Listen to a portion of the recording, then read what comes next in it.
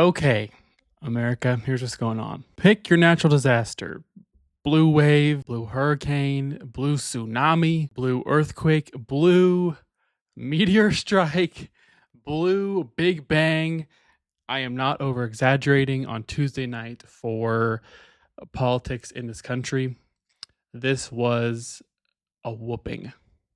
A whooping. Democrats, after Tuesday, are talking a big game. The numbers they put up are just astounding. Republicans are insisting off-year elections like this are not indicative of a larger trend, not to worry. Things are happening. Things are different today than they were yesterday.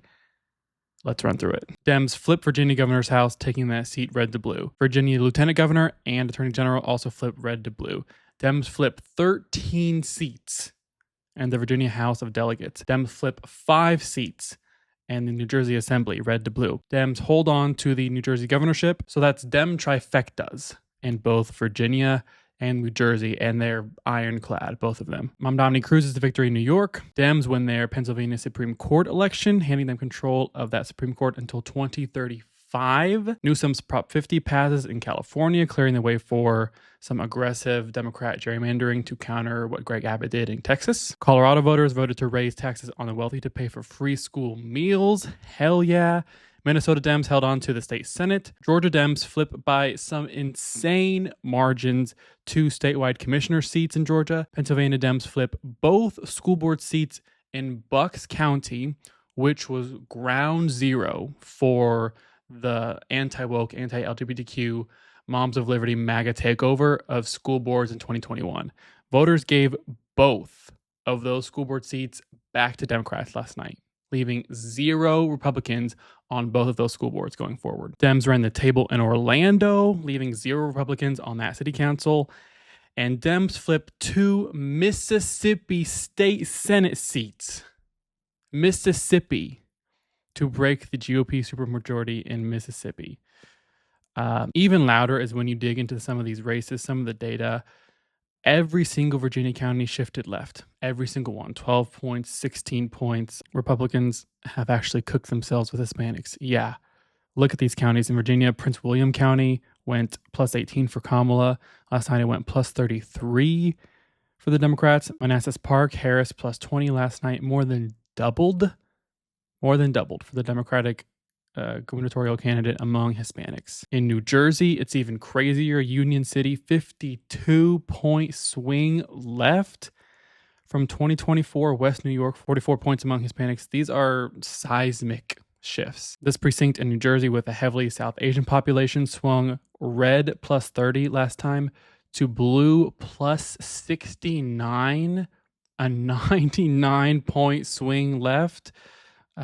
In New York, county legislators were going blue for the first time in half centuries. These are crazy swings to happen in a calendar year. Voters swinging like this dramatically in 12 months is insane. Governments, economies, societies cannot move that much in a year. Meaningful, noticeable change is not accomplishable in just a year. For these voters to have said just last year, go Trump, and now 12 months later they're like, F Trump, is not a reflection of wise expectation setting. Like, to throw some grace toward Republicans, they've been in power for just a little over 9 months. Is it over? Yeah, just a little over 9 months. Voters have to learn, or I think they should learn, I've always said, to be more patient. It's one of my biggest pet peeves, is this swinging back and forth, red, blue, red, blue. You just end up with nothing changing because you're just canceling out your previous vote with every next election. But the problem now and last night for Republicans is they're not even trying to improve things. Voters don't see work from Republicans to give them grace, to give them time, to give them the benefit of the doubt. All voters are seeing right now is, Republicans serving billionaires more billions on a silver platter and letting Stephen Miller live out his wildest fantasies with our tax dollars and troops in the streets. Trump and his minions would not shut the fuck up about their mandate from heaven last year. And so what have they done with that mandate? Tariffs out the ass with no rhyme or reason, psychopathic, roided up gym rats rolling out in these truly dystopian masks to harass law-abiding Americans, a $230 million lawsuit to transfer taxpayer money from our Justice Department to Barron's Inheritance Fund, round-the-clock white glove service offered to billionaires and their corporations to provide as little regulation and tax burden as possible so that Republicans can strip millions of Americans from access to quality health care, safe and healthy food, research for future cures, a new echelon of corruption in broad daylight for the president and his family and his friends, intense attention to detail to a fucking golden ballroom, a 180-degree flip on the Epstein files as soon as he could install the right people in the right places to help cover it all up, directing every agency he can to silence free speech and to punish people he doesn't like, giving out money to countries like Argentina, pouring immense resources and time into pressuring other Republicans around the country to gerrymander their own constituents out of fair representation. Like, these are just some of the things that Trump has used this mandate for. This is how he's used his time and power in office. No bringing down prices, no cheaper energy, no increased transparency and reduced corruption, certainly no protecting free speech, certainly not bringing us all together. I'll give him the border. The border's closed, great. And he is obsessed with rare earth minerals and nuclear energy, both of which are very important to the future of the United States. That's like 2 out of 200 on Trump working to actually serve the broader American public for good. 2 out of 200, that's not a good record. That's not a good use of your mandate. And voters are not blind. They might be short-sighted, but they're not blind. We got our asses handed to us in New Jersey, Virginia, and New York City. Democrats swept all three. There's 2 key lessons for Republicans. Listen carefully. Number 1, our side needs to focus on affordability. Make the American dream affordable. Bring down costs, electric costs, grocery costs, healthcare costs, and housing costs, and lay out how we're going to do it. And number 2, cut out the identity politics. It doesn't suit Republicans. It's not for us. That's the woke left's game, not ours. We don't care about the color of your skin or your religion. We care about the content of your character. That's who we are.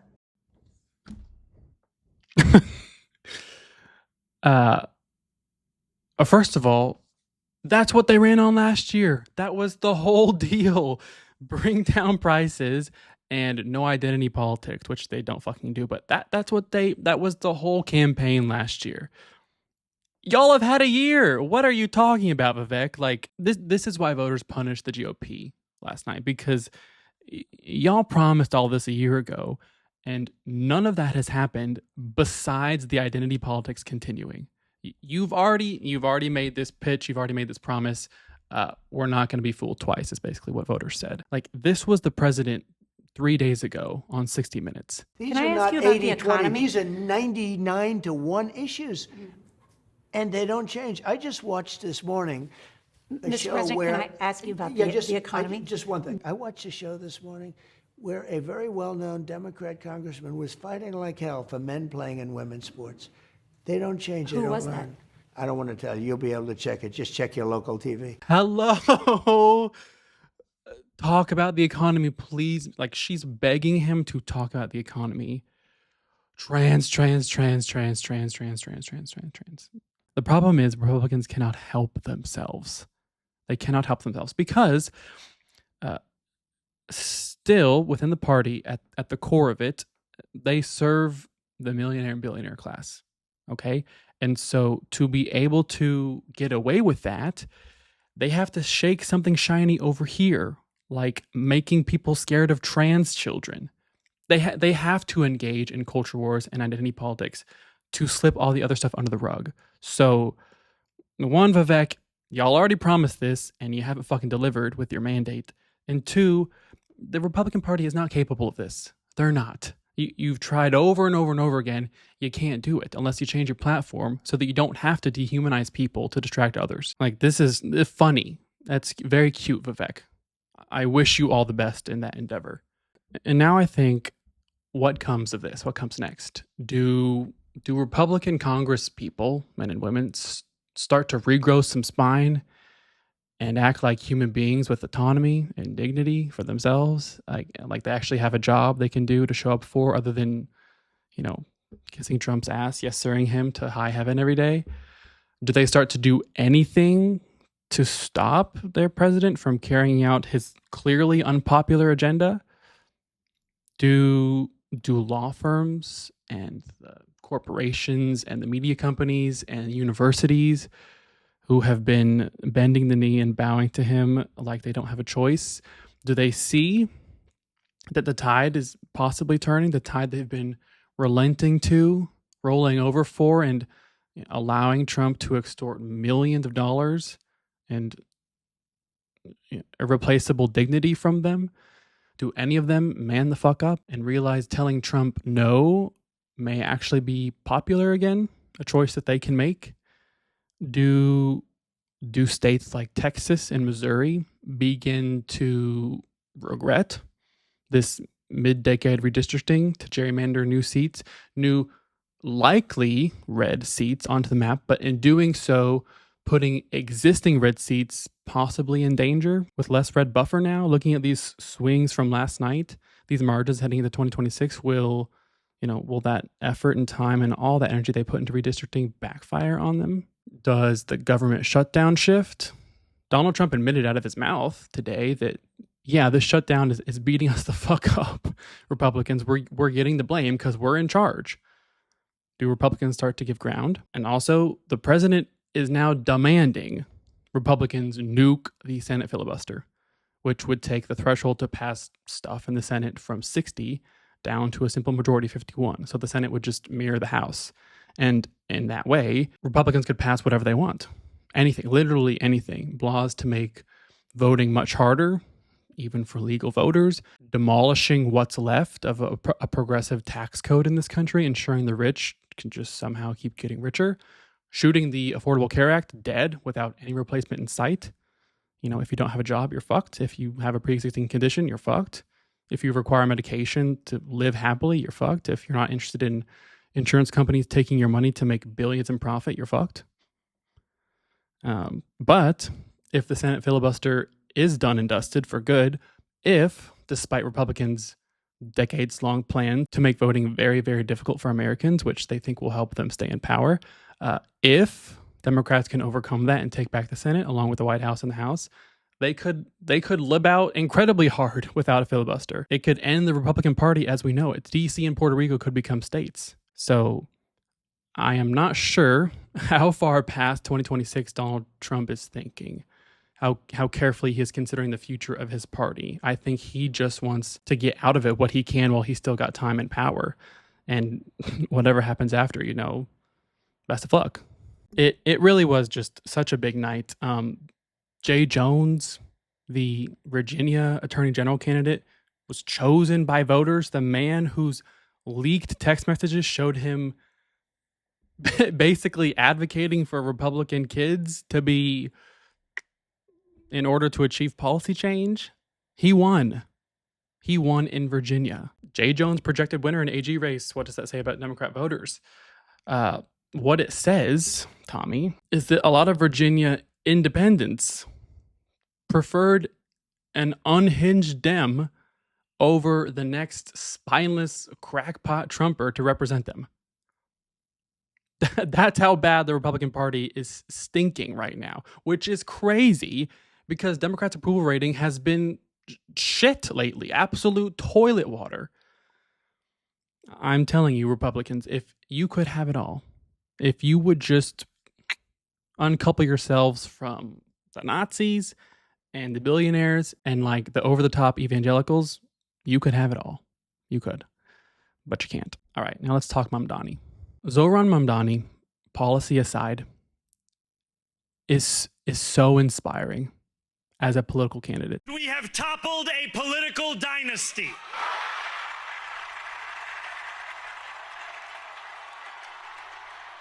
As we turn the page on a politics that abandons the many and answers only to the few. So Donald Trump, since I know you're watching, I have 4 words for you.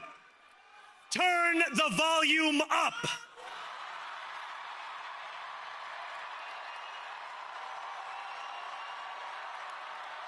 He is deeply polarizing, a deeply, deeply polarizing candidate who campaigned on a platform of hope. We haven't had that in so long. A personable, convincing, yet extremely polarizing candidate. We haven't had that since Trump. People want someone who speaks their language, a regular representative, not a politician. And that was Trump. But Trump, for 10 years now, has campaigned on a platform of fear. He has. You can't deny that. You can advocate for it. Fine. It's successful. It's designed as successful, obviously. But Trump has used us versus them, othering other people, to drive his message since he came down that escalator. If you don't vote for me, XYZ bad person will come get you. And I'm the only one who can stop the bad from happening to you. That's Trump's platform. Zoran just said, hey, XYZ problems are fucked up. Let's try something new. Let's change it up.